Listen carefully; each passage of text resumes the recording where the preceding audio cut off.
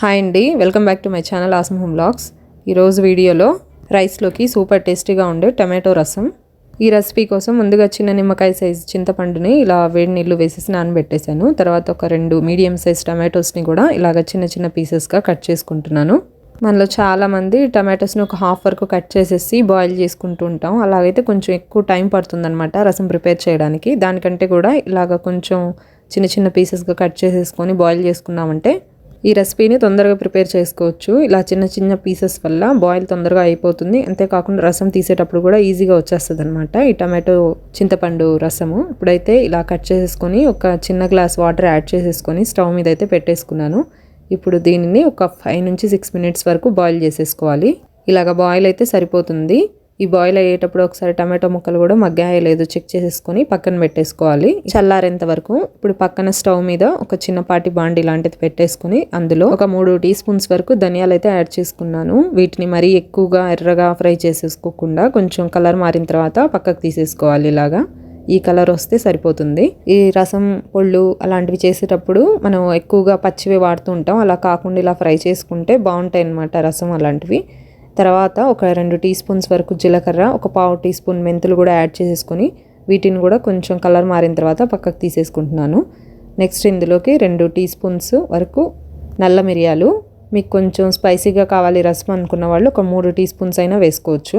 ఈ మిరియాలు మన వంటల్లో వాడుకోవడం వల్ల డైజెషన్ ప్రాబ్లమ్స్ ఏమన్నా ఉన్నా కూడా క్లియర్ అవుతాయండి. నెక్స్ట్ వచ్చేసి ఒక 4 నుంచి 5 వరకు ఎండుమిర్చిని కూడా లైట్గా ఫ్రై చేసేసుకొని యాడ్ చేసుకుంటున్నాను. ఈ మొత్తం స్పైసెస్ని కూడా డ్రై ఫ్రైని చేసుకున్నాను అనమాట, ఎటువంటి ఆయిల్ యూస్ చేయకుండా. ఇప్పుడు వీటిని చల్లారేంత వరకు పక్కన పెట్టేసుకుంటున్నాను. ఇప్పుడు టమోటాలు చింతపండు కూడా మగ్గాయి, చల్లారిపోయాయి. 2 చల్లారిన తర్వాత వీటినైతే ముందు ఈ స్పైసెస్ని గ్రైండ్ చేసుకుంటున్నాను. ఒకేసారి రసం పొళ్ళు ఇవి పట్టి పెట్టేసుకోవడం కంటే కూడా ఇలాగ అప్పటికప్పుడు కొంచెంగా మనం ప్రిపేర్ చేసేసుకొని రసం రెసిపీస్ అలాంటివి ప్రిపేర్ చేసుకున్నామంటే ఫ్లేవర్ఫుల్గా ఉంటాయి, టేస్టీగా కూడా ఉంటాయి. ఇలాగైతే మొత్తం స్పైసెస్ని మెత్తగా పౌడర్ చేసేసుకున్నాను.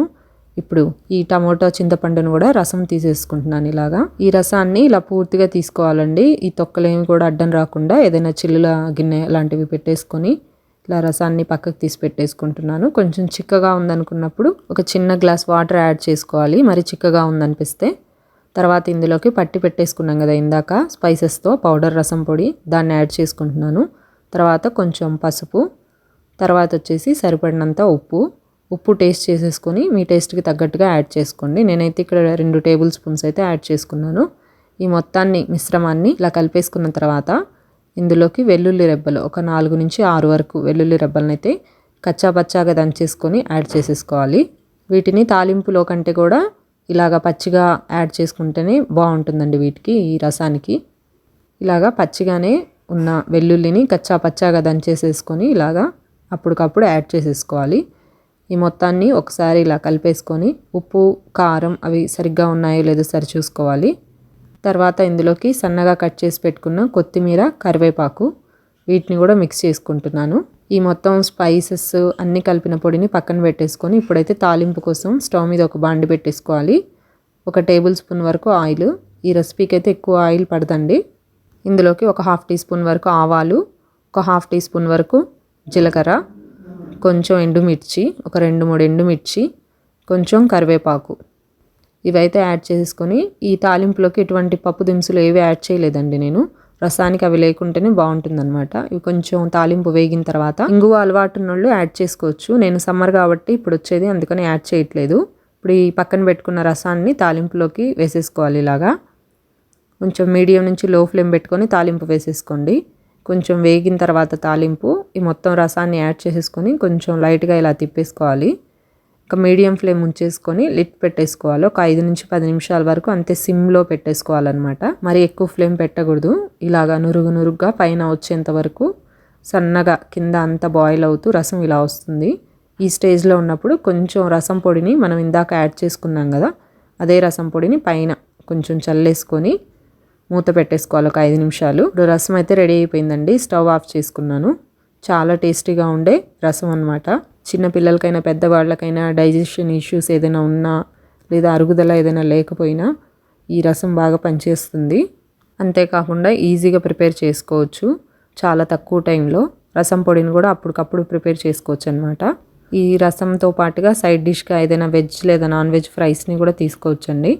చాలా టేస్టీగా ఉంటుంది. ఇప్పుడైతే ఈ రసం మొత్తాన్ని బాండీలోంచి సర్వింగ్ బౌల్లోకి అయితే వేసేసుకుంటున్నాను. లంచ్ హెవీగా చేసినప్పుడు లేదంటే అరుగుదల కొంచెం ప్రాబ్లంగా ఉందనుకున్నప్పుడు, ఏదైనా గ్యాస్ట్రిక్ ఇష్యూస్ ఉన్న వాళ్ళు కూడా ఇలాంటి రసం ప్రిపేర్ చేసేసుకొని లాస్ట్లో కొంచెం రైస్ని ఇలాంటి రసంతో తీసుకున్నా కూడా వాళ్ళకి ఆ ప్రాబ్లమ్స్ తొందరగా సాల్వ్ అవుతాయి. ఇందులో యూజ్ చేసినవన్నీ మిరియాలు, ధనియాలు, జీలకర్ర ఇవన్నీ డైజెషన్కి కూడా చాలా మంచిది కాబట్టి ఒకసారి ట్రై చేయండి. చిన్నపిల్లలు ఉన్న వాళ్ళు కూడా ఇలాంటి రసం ప్రిపేర్ చేసేసి వాళ్ళకి అన్నం పెట్టినా కూడా చాలా ఈజీగా తినేస్తారండి. ఇబ్బంది లేకుండా వాళ్ళకి మనం అన్నం మొత్తం తినిపించేయచ్చు. ఒకసారి ట్రై చేయండి. ఇదండి వాళ్ళ వీడియో నచ్చితే లైక్, షేర్, సబ్స్క్రైబ్ చేయండి. Stay healthy and happy. Bye అండి.